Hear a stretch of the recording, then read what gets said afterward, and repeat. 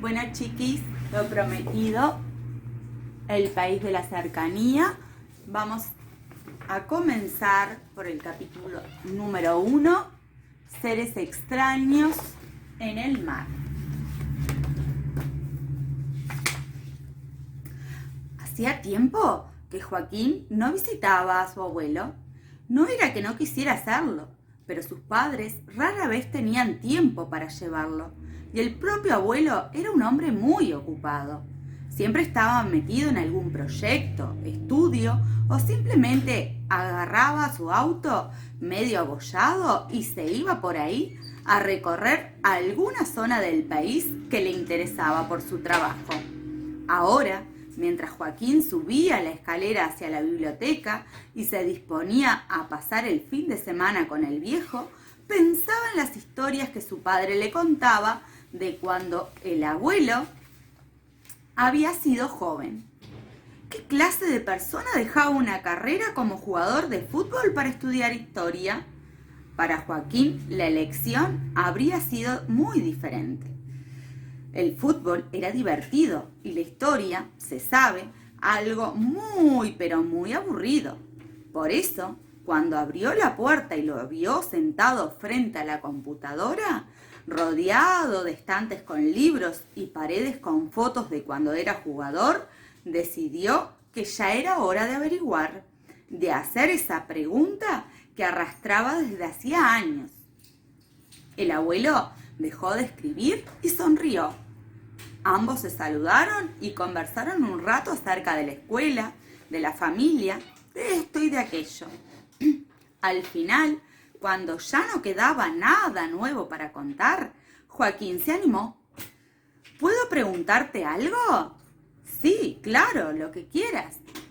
Joaquín miró las fotos en la pared, después se fijó en esos libros gordos apilados por todas partes. ¿Por qué dejaste el fútbol para estudiar historia? El abuelo volvió a sonreír. Para conocerte mejor, dijo imitando la voz del lobo de Caperucita. ¿A mí? ¿Y yo qué tengo que ver con la historia? ¿Y vos quién sos? Retrucó el abuelo. La pregunta lo sorprendió. ¿Cómo quién soy? Ahí vemos a Joaquín sentado al lado de su abuelo. Soy tu nieto, Joaquín. Sí, eso ya lo sé. Pero, ¿sabes quién sos o cómo llegaste a ser lo que sos? Bueno, mis padres me tuvieron y... ¿Lo ves? Por eso me dediqué a esto, explicó el viejo con tono misterioso y apagó la computadora. Sabía que algún día tendría un nieto y quería poder contarle su historia, su verdadera historia, una historia que es mejor que cualquiera de esas películas con explosiones y efectos especiales. ¿Quieres conocerla? Sí, claro. Joaquín no estaba seguro, pero siempre le había gustado que le contaran cuentos. El abuelo le hizo señas de que se acercara y ambos se acomodaron en el viejo sillón. En realidad, se podría decir que tu historia comenzó hace miles de años, pero vamos a dar un salto en el tiempo y dedicarnos solo a tu historia en estas tierras del sur. Una historia que bien podríamos empezar un día cualquiera, hace cientos de años. Llovía mucho, y de tal manera como ese niño al que llamaban Bilú nunca había visto. El viento parecía sacudir los cerros y creaba olas en las ramas de los árboles salvajes del bosque, cerca del arroyo, donde acompañaban unos 300 charrúas.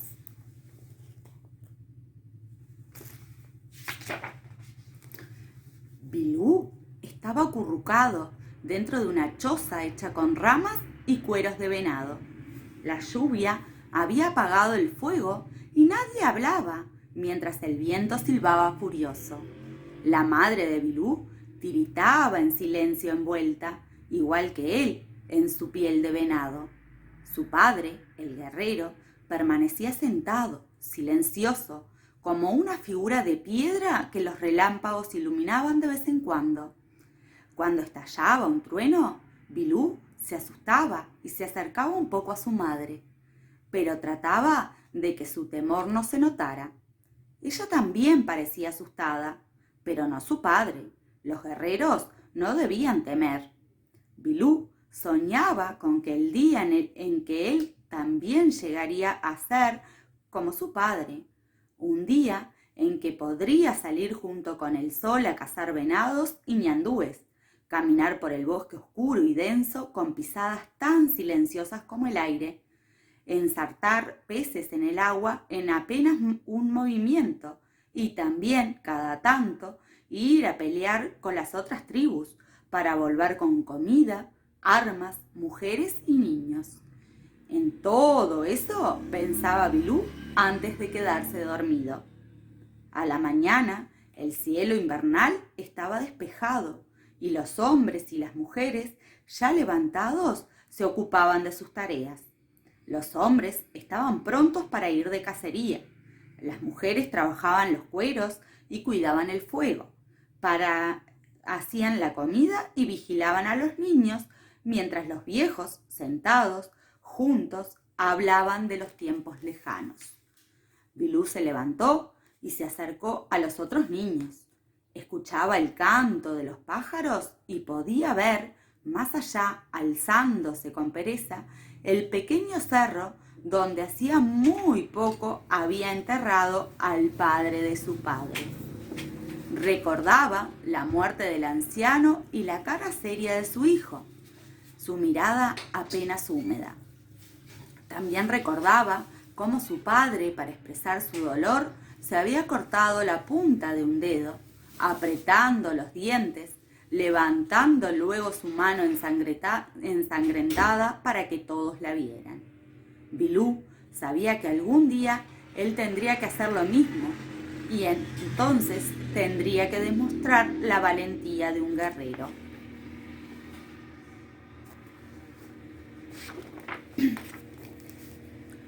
Pero ahora, con la pradera extendida como una alfombra mansa, blanqueada por la helada, solo pensaba en jugar con los otros niños. Abrigados con sus cueros, con ramas que imitaban las lanzas de verdad o con boleadoras hechas con juncos y piedras, ellos salieron a recorrer la zona. Sabían que no debían alejarse. Los mayores eran estrictos con eso. Podían haber peligros acechando detrás de las rocas, pumas o jaguares que, aunque solían asustarse ante la presencia de los indios y preferían correr detrás de los miles de venados que poblaban el campo, eran bichos traicioneros. También estaban las víboras, que podían matar de una sola mordida. No, los niños no debían de alejarse demasiado, pero sí podían tratar de cazar mulitas o pájaros, espiar entre las malezas a los osos hormigueros o jugar a las pequeñas guerras en las que, imitando a sus padres, siempre vencían. Porque los niños del campamento creían lo que les enseñaban los mayores. Los charrúas siempre debían vencer y para eso tenían que ganarle al miedo. Esa noche, Bilú se resistía a dormir y el frío volvía a caer como un manto blanco sobre las chozas. Escuchó a los hombres, quienes, como todas las noches, estaban sentados alrededor del fuego. El cacique hablaba de atacar a una tribu cercana. Ya habían llegado algunos enviados de otros campamentos charrúas, por lo que todo estaría pronto para el día siguiente. Un gran ataque, rápido, mortal, contra los guaraníes, para establecer así quiénes eran los amos de este territorio. Bilú había visto otros campamentos charrúas parecidos al suyo. Alguna vez, cuando avanzaban en busca de un nuevo sitio donde acampar, se había cruzado a la distancia con otro grupo de hasta 600 indios que también buscaban cambiar su hogar y lugares de caza. Si todo estaba bien, los caciques se saludaban, hablaban brevemente y luego seguían su camino. Otras veces las cosas no eran así y había lucha entre los propios charrúas para conseguir alimentos, cueros y un mejor lugar donde acampar o robar mujeres. Por eso los niños sabían que si avistaban otro grupo tenían que esconderse y tratar de avisar a los mayores.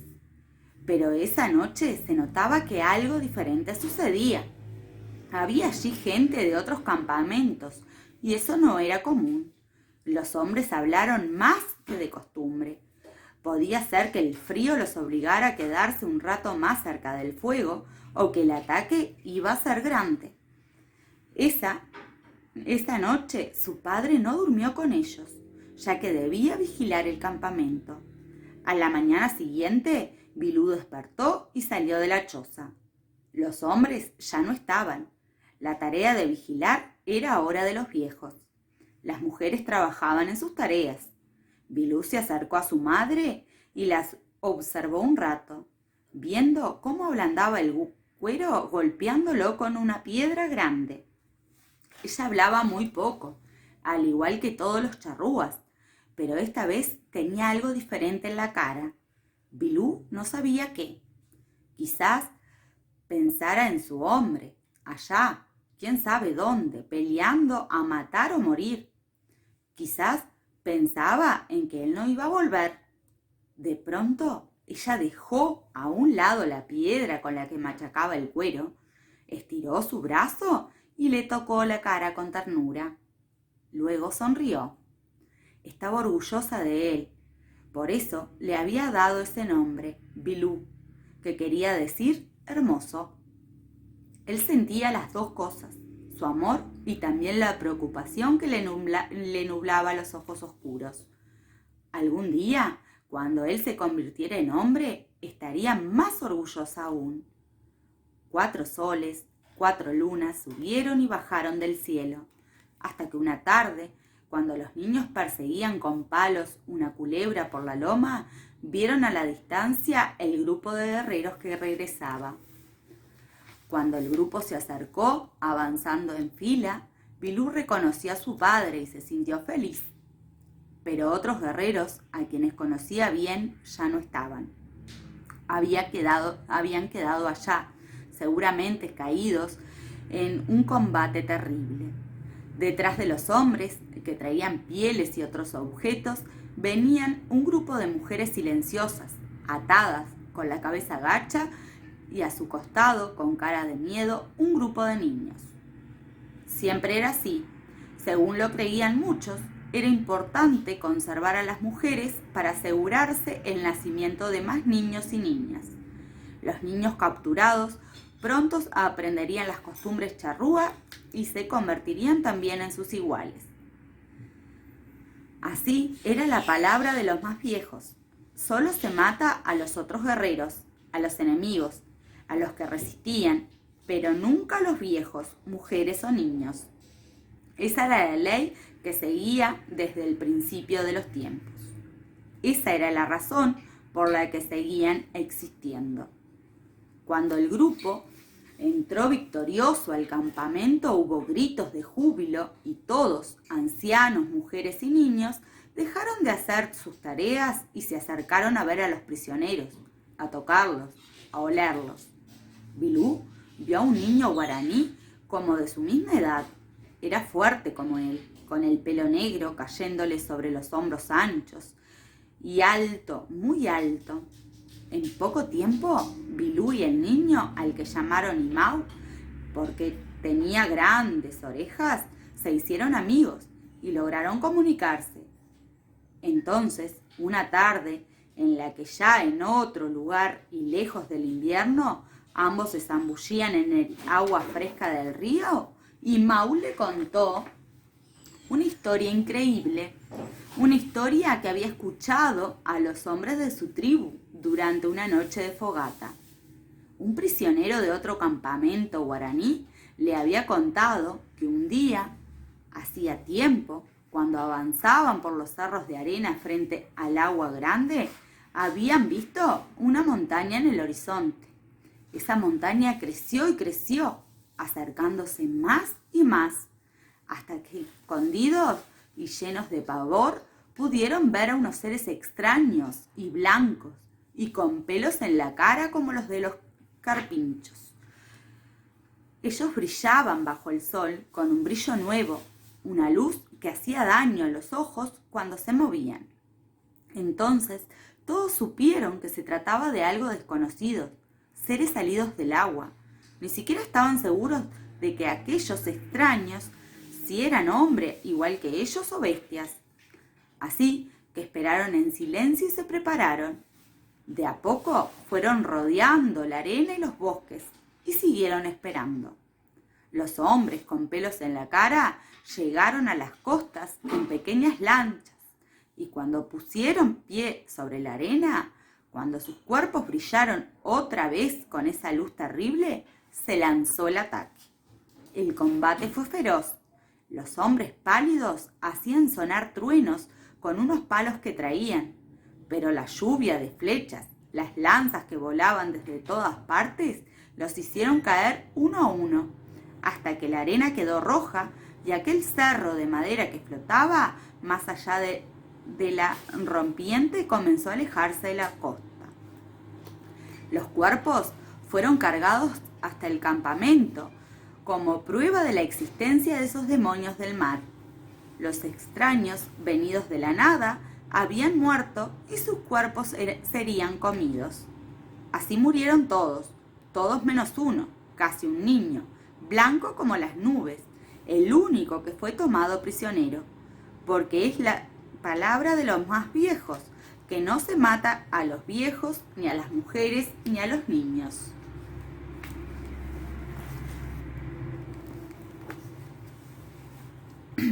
Joaquín escuchaba con los ojos bien abiertos.